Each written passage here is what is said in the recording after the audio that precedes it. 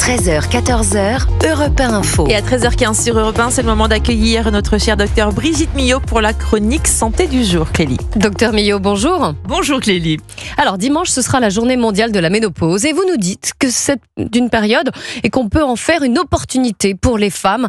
On attend vos éclaircissements quand même.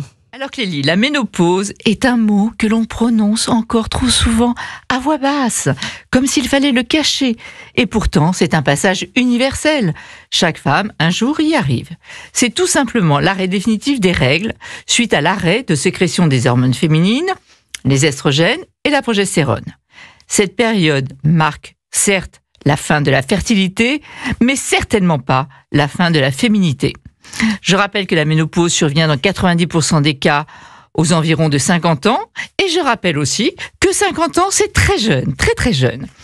Alors il y a des femmes qui la vivent assez bien, mais d'autres souffrent de symptômes comme les bouffées de chaleur, des troubles du sommeil, des troubles de l'humeur, une sécheresse vaginale, une baisse de la libido ou une prise de poids. Mais ce n'est pas une fatalité. Il existe de nombreuses solutions, de nombreux traitements. Parlez-en avec votre médecin. Alors, je vous disais que c'était une opportunité. Imaginons que la ménopause n'existe pas. Vous pourriez faire des enfants jusqu'à n'importe quel âge.